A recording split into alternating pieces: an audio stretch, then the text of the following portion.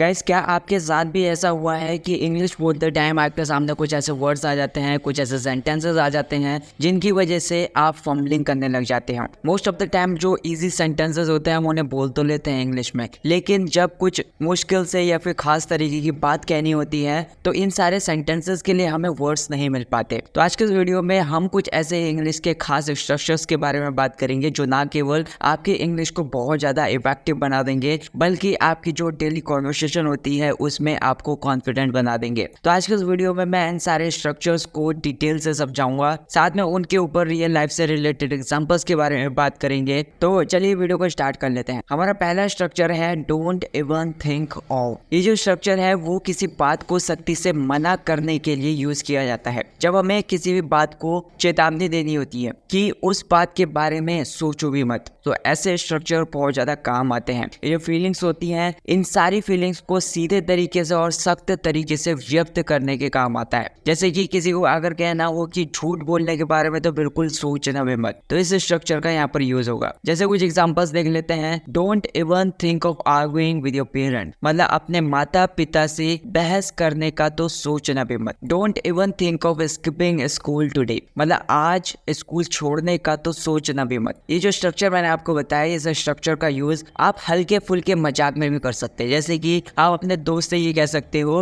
अरे मेरी किताब मत लेना, ऐसा सोचना भी मत। Hey don't even think of taking my book. इसके अलावा इस स्ट्रक्चर में आप अपने इमोशंस को भी व्यक्त कर सकते हैं। जैसे कि आप किसी से ये कह सकते हैं, मुझसे बहस करने के बारे में सोचना भी मत। तो ये बताता है कि आप रियल में उस बात को गंभीरता से ले रहे हैं। Don't even think of arguing with me. इस स्ट्रक्चर को लंबे टाइम तक याद करने के लिए मैं आपको ट्रिक बता देता हूँ। मान लीजिए कि आपने अपनी पसंदीदा नोटबुक अपने दोस्त को दे दी है और वो वापस देने में बहुत ही देर कर रहा है, मतलब बहुत टाइम से वो लौटा ही नहीं रहा है और आपसे ये कह रहा है कि मैं कल लौटा दूंगा, परसों लौटा दूंगा। अगर वो आपसे ये कहता है कि उसे नोटबुक और कुछ दिनों के लिए चाहिए, तो आप मजाक में ऐसा कह सकते हो, don't even think of keeping it longer. तो इसका याद करने का तरीका यही है कि जब भी कोई चीज आपकी हद को पार करने की कोशिश करे, जैसे कि आपका दोस्त आपकी चीजों पर कब्जा जमाना चाहता है, तो उस टाइम पर इसका यूज कर सकते हैं। अगला स्ट्रक्चर है हमारा इवन इफ सब्जेक्ट वांट्स। अब सब्जेक्ट की जगह आप आई वी यू दे या फिर ही शी इट का यूज कर सकते हैं। तो इसका मतलब यहाँ पर ये हो जाएगा कि चाह कर भी, मतलब इसका यूज तब होता है जब किसी काम को करने की पूरी इच्छा होते हुए भी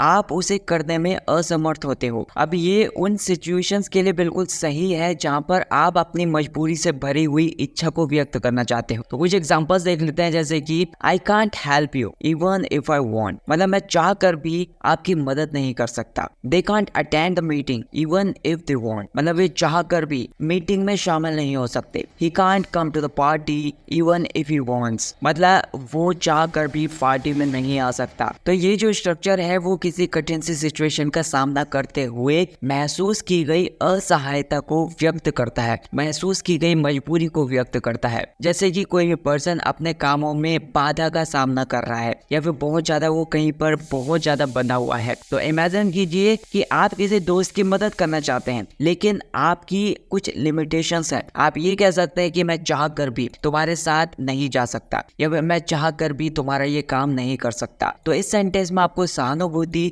और मजबूरी दोनों ही फीलिंग्स नजर आ जाएंगी। या फिर आप ऐसे बोल सकते हो जैसे कि आप ऑफिस में हो और आपको काम जल्दी खत्म करना है, तभी आपका दोस्त आपसे कहता है कि चलो मूवी देखने चलते हैं, तो आप उसे रिप्लाई में ये कह सकते हैं कि even if I want I can't go with you, my work is not done yet, मतलब मैं चाह कर भी तुम्हारे साथ नहीं चल सकता या फिर मैं चाह कर भी तुम्हारे साथ नहीं जा सकता, मेरा जो काम है वो अभी तक पूरा नहीं हुआ है। तो इसका याद करने की ट्रिक यही है कि जब भी आपको अपने दोस्तों को मना करना हो और भी ये समझें कि आप सच में नहीं जाना चाहते, तब इस स्ट्रक्चर का यूज कर सकते हैं। ये आपको किसी मजबूरी में होने की सिचुएशन में याद रहेगा। अगला स्ट्रक्चर है हमारा it does not matter weather. जब हमें ये कहना हो कि कोई भी चीज है वो हमारे लिए कोई भी मायने नहीं रखती या फिर उस चीज का हमारे लिए कोई भी महत्व नहीं है या फिर कोई भी सिचुएशन है वो हमारे फैसले को प्रभावित नहीं कर रही है, तो हम इस स्ट्रक्चर का यूज कर सकते हैं। इसका मतलब होता है कि कोई भी फर्क नहीं पड़ता चाहे कुछ भी हो जाए। तो जैसे कुछ एग्जांपल्स देख लेते हैं। It does not matter whether they agree और नॉट, मतलब चाहे वे सहमत हों या फिर ना हो, मुझे कोई भी फर्क नहीं पड़ता। मतलब चाहे वो इस बात को मान ले या फिर ना माने, मुझे कोई भी फर्क नहीं पड़ता। It does not matter whether it is raining और नॉट, चाहे बारिश हो रही हो या फिर ना हो रही हो, मुझे कोई भी फर्क नहीं पड़ता। मतलब इस बात से मुझे बिल्कुल भी फर्क नहीं पड़ता कि बारिश हो या फिर ना हो। It does not matter whether I get the job और नॉट, मतलब मुझे कोई भी फर्क नहीं पड़ता कि मुझे नौकरी मिले या फिर ना मिले। इस स्ट्रक्चर का सही यूज तब होता है जब हमें ये बताना होता है कि हमारी जो सोच है या फिर हमारा जो डिसीजन है एकदम बिल्कुल पक्का है। जैसे कि हमें किसी के पक्ष से या फिर हमें किसी के विचार से कोई भी फर्क नहीं पड़ता, उसका विचार या फिर उसका पक्ष या फिर उसकी बातें या फिर उसका कोई भी काम या फिर उसकी सोच हमें कोई भी मायने नहीं रखती। जैसे किसी फंक्शन में जाने का प्लान बनाते समय आप ऐसा कह सकते हो, it does not matter whether it is crowded और नॉट, मतलब भीड़ वहां पर हो या ना हो, मुझे कोई भी फर्क नहीं पड़ता, हम फिर भी जाएंगे। मान लीजिए कि आपने एक कठिन से टेस्ट की तैयारी की है, अब रिजल्ट का इंतजार करते टाइम आप खुद से ऐसा कह सकते हो, it does not matter whether I score high और low, I give it my best, मतलब मेरे को कोई भी फर्क नहीं पड़ता कि मेरा जो मार्क्स आएंगे वो कम आए या फिर ज्यादा आए, मैंने अपनी तरफ से पूरी तैयारी की है या फिर मैंने अपना 100% दिया। अब इसको याद करने की एक शॉर्ट ट्रिक मैं आपको बता देता हूँ। जब भी आप किसी चीज को लेकर दबाव महसूस कर रहे हैं, आप खुद को ये समझाना चाह रहे हैं कि मुझे उससे कोई भी फर्क नहीं पड़ता या फिर उसके सिचुएशन से कोई भी फर्क नहीं पड़ता, वो जो सिचुएशन है वो मेरे लिए इम्पोर्टेंट नहीं है, तब इस स्ट्रक्चर का यूज कर सकते हो। अगला स्ट्रक्चर है हमारा लाइक द वे या फिर लाइक्स द वे। जब हम किसी काम के करने के तरीके की तारीफ करना चाहते हैं तो ये स्ट्रक्चर बहुत ज्यादा यूजफुल होता है उस टाइम पर। तो मतलब ये जो है ये एक अच्छा तरीका है किसी कोई खासियत बताने के लिए, किसी काम की खासियत बताने के लिए या फिर किसी पर्सन की खासियत बनाने के लिए। जैसे आई like the way you explain the things, मतलब मुझे आपका तरीका पसंद है जब आप समझाते हो या फिर मुझे आपके समझाने का तरीका पसंद। She likes the way he motivates his team, मतलब उसे उसकी टीम को प्रेरित करने का तरीका अच्छा लगता है, मतलब उसका तरीका उसको अच्छा है जब वो मोटिवेट कर देता है अपनी टीम को, वो वाला तरीका उसको अच्छा लगता है। They like the way he handles the problem, मतलब उसे उसका समस्याओं को हल करने का तरीका पसंद है, मतलब जिस तरीके से वो समस्याओं को सारी प्रॉब्लम्स को हैंडल कर लेता है, तो ये जो तरीका है ये वाला तरीका उनको बहुत ज्यादा पसंद है। इस स्ट्रक्चर का यूज आप उस सिचुएशन में कर सकते हो जब आप किसी पर्सन की किसी खास आदत की तारीफ करना चाहते हैं। जैसे कि आपका दोस्त है तो वो जो दोस्त है उसका पढ़ाई करने का तरीका अच्छा है, तो आप ऐसा कह सकते हो, I like the way you study you are so organised, मतलब जिस तरीके से आप पढ़ाई करते हो वो तरीका मेरे को बहुत ज्यादा अच्छा लगता है, आप बहुत ज्यादा ऑर्गेनाइज्ड हो या फिर सुव्यवस्थित ढंग से आप पढ़ाई करते हो। तो इसकी याद करने की शॉर्ट ट्रिक यही है कि जब भी आपको किसी के खास गुण की तारीफ करनी हो बस इसे याद रखिएगा, तो उस टाइम पर इसका यूज कर सकते हैं। अगला स्ट्रक्चर है हमारा as far as subject plus verb. Subject की जगह आप यहाँ पर ही शी इट या फिर आई वी यू दे लगा सकते हो, और वर्ब की जगह आप वर्ब की फर्स्ट फॉर्म का यूज करेंगे टेंस के अकॉर्डिंग। अगर जैसे प्रेजेंट इंडेफिनिट टेंस हुआ तो वहां पर आपको वर्ब की फर्स्ट फॉर्म के साथ एस या ईएस लगाना पड़ेगा। अगर पैसिव वॉइस हुआ तो वर्ब की थर्ड फॉर्म का यूज करना पड़ेगा। अगर और दूसरा सेंटेंस हुआ तो उस टेंस के अकॉर्डिंग आपको वर्ब की फॉर्म का यूज करना पड़ेगा। ये जो स्ट्रक्चर है हम उस टाइम पर यूज करते हैं जब हम किसी बात को लेकर अपनी समझ की लिमिटेशंस को व्यक्त करना चाहते हैं, तो उस टाइम पर इस स्ट्रक्चर का यूज किया जाता है। मतलब जैसे कि आप ऐसा बोल सकते हो, जहां तक मुझे पता है या फिर जहां तक मुझे ऐसा लगता है। जैसे कुछ एग्जांपल्स देख लेते हैं।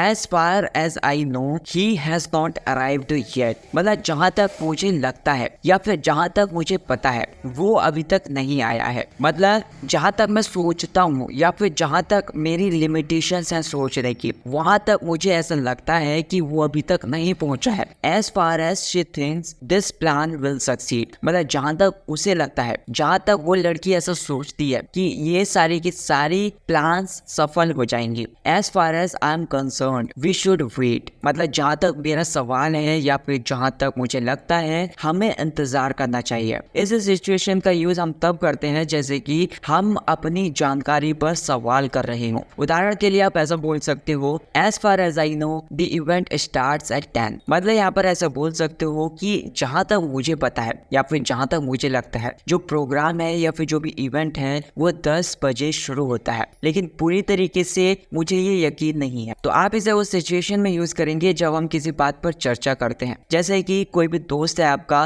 कोई अफवाह फैला रहा है वो, और आप उसके बारे में अपने ज्ञान का दायरा बताना चाहते हैं, अपना ज्ञान की लिमिटेशंस बताना चाहते हैं। तो आप ऐसे कह सकते हैं, as far as I know this news is not true.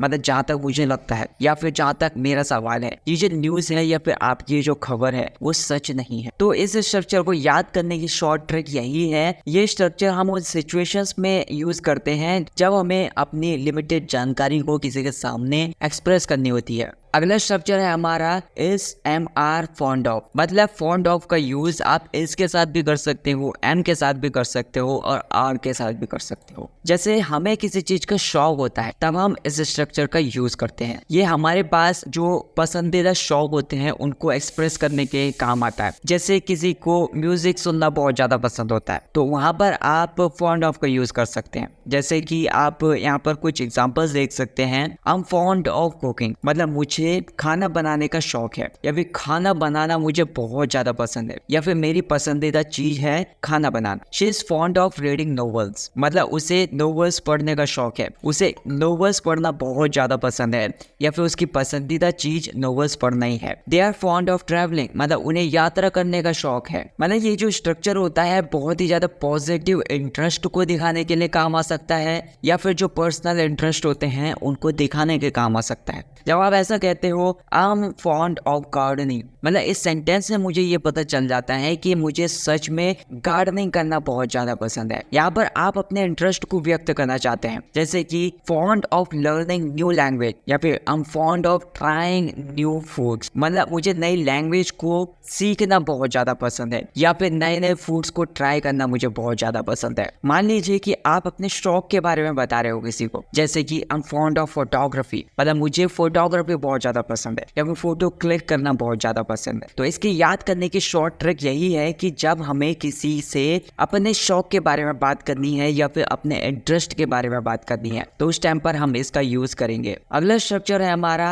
I have no idea how. इस स्ट्रक्चर का यूज तब किया जाता है जब हमें किसी भी बात की बिल्कुल भी जानकारी नहीं होती, मतलब हमें बिल्कुल पता ही नहीं होता कि भाई ये ऐसा होगा, या फिर ये जो जानकारी है वो ये है, हम कुछ भी समझ नहीं पाते हैं, तो उस टाइम पर इसका यूज कर सकते हैं। तो आप कुछ एग्जांपल्स देख सकते हैं। I have no idea how to solve this problem, मतलब मुझे नहीं पता कि ये जो प्रॉब्लम है, ये जो समस्या है, इसको हल कैसे किया जाता है, मतलब मुझे बिल्कुल भी आइडिया नहीं है इस प्रॉब्लम को कैसे सॉल्व किया जाता है। She has no idea how to bake a cake, मतलब उसे बिल्कुल भी नहीं पता कि केक कैसे बनाते हैं। They have no idea how the system work, मतलब उन्हें बिल्कुल भी नहीं पता कि सिस्टम काम कैसे करता है। तो ये जो स्ट्रक्चर होता है किसी कठिन सी सिचुएशन में काम आता है, या फिर एक ऐसी सिचुएशन में काम आता है जिस सिचुएशन के बारे में हमें बिल्कुल भी नहीं पता। जैसे किसी नई जगह पर आप जाते हैं, वहां पर आपको रास्ते बिल्कुल भी पता नहीं होते, तो आप किसी से ऐसा पूछ सकते हो कि I have no idea how to get there, मतलब मुझे नहीं पता कि वहां कैसे जाया जाए, या फिर वहां जाने का सही रास्ता क्या है, इसके बारे में मेरे को बिल्कुल भी आइडिया नहीं है। तो इसको याद करने की शॉर्ट ट्रिक यही है कि जब भी आप किसी नई सी सिचुएशन का सामना कर रहे हैं, आप उस सिचुएशन से बिल्कुल अनजान है, उस सिचुएशन के बारे में आप बिल्कुल भी नहीं जानते हैं, तो उस टाइम पर इस स्ट्रक्चर का यूज किया जाता है। हमारा अगला स्ट्रक्चर है द बेस्ट पार्ट अबाउट। यहाँ पर इसका मतलब ये होता है कि सबसे अच्छी बात ये है, मतलब इस स्ट्रक्चर का यूज आप किसी खास पहलू की प्रशंसा करने के लिए कर सकते हैं। जैसे कि एग्जांपल है the best part about travelling is experiencing new cultures, मतलब जो यात्रा करने का सबसे अच्छा हिस्सा है वो नए कल्चर्स का अनुभव करना है। The best part about this job is meeting new people, मतलब इस जॉब का जो बेस्ट पार्ट है या फिर जो सबसे अच्छा हिस्सा है वो नए लोगों से मिलना है। The best part about cooking is enjoying the food, मतलब खाना बनाने का सबसे अच्छा जो पार्ट है या फिर सबसे अच्छा जो हिस्सा है वो खाने का आनंद लेना है। जैसे मान लीजिए कि आप अपनी छुट्टियों से वापस आ चुके हैं, तो आपके दोस्त आपसे ऐसा पूछते हैं कि सबसे अच्छा क्या था, तो आप उसके जवाब में ऐसा कह सकते हो the best part about the trip trip was the beautiful beaches. मतलब जो ट्रिप का बेस्ट पार्ट था या फिर जो